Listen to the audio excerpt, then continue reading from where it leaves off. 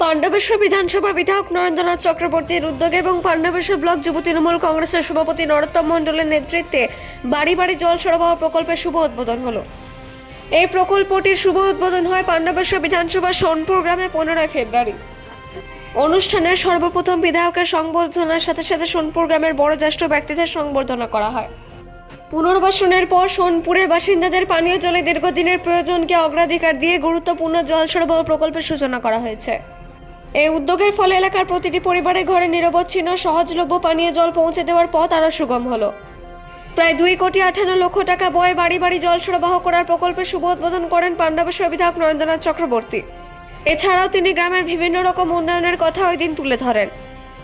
বিধায়ক নরেন্দ্রনাথ চক্রবর্তী বলেন, দামোদর নদীর কাল ছাড়িয়ে পাইপলাইনের কথা উঠলেই সর্বপ্রথম ওঠে সোনপুর গ্রামের কথা। তিনি সোনপুর গ্রামবাসীদের আবারও মনে করিয়ে দিলেন চন্দ্রশেখর বন্দ্যোপাধ্যায়ের কথা, কারণ তাদের প্রচেষ্টায় সোনপুর গ্রামের পুনর্বাসন হয়।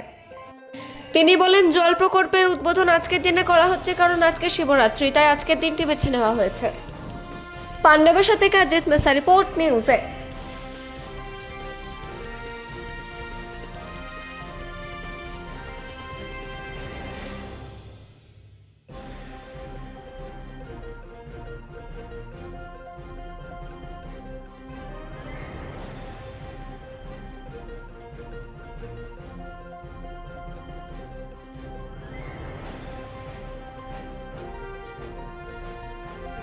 পাণ্ডবেশ্বরে যখন গ্রামের পর গ্রাম উঠিয়ে দিয়ে সেখানে কয়লা খনি পত্তন করার যে আলোচনা চলছিল, সে সময় স্বর্গীয় চন্দ্রশেখর বন্দ্যোপাধ্যায়ের নেতৃত্বে গ্রামের মানুষের স্বার্থে এই এলাকার মানুষ লড়াই শুরু করে এবং স্যারের লাইন ধরেই ইসিএল বাধ্য হয় যে গ্রামের মানুষের উন্নয়ন করার জন্য জমির বদলে চাকরি এবং গ্রামের উন্নয়ন ইসিএলকে আমরা বাধ্য করি।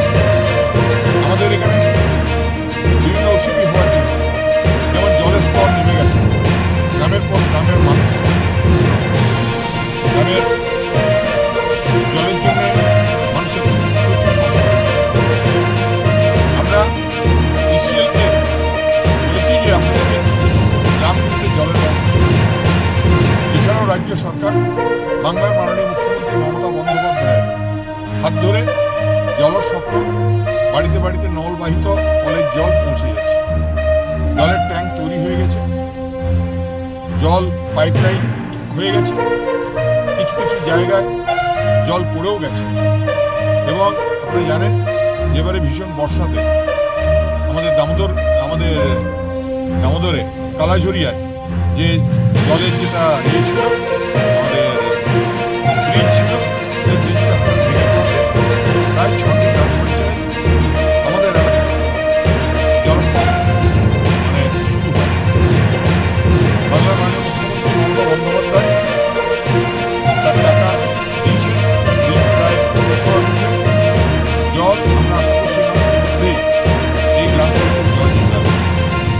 আমরা বলেছিলাম সিএসআর প্রজেক্টে স্পেশালি সোনপুর গ্রামের জন্য জলের ট্যাঙ্ক তৈরি করে সেখান থেকে বাড়িতে বাড়িতে জলের নলবাহিত কলের জল পৌঁছে দিতে হবে। অনেক টালবাহনার পর আমরা এই টাকা পেয়েছি।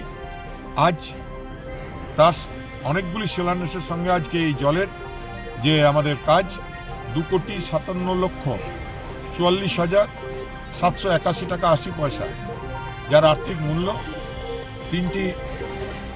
তিনটি বড় জলাধার তৈরি হবে এবং সেই জলাধার থেকে জল বাড়িতে বাড়িতে যাবে।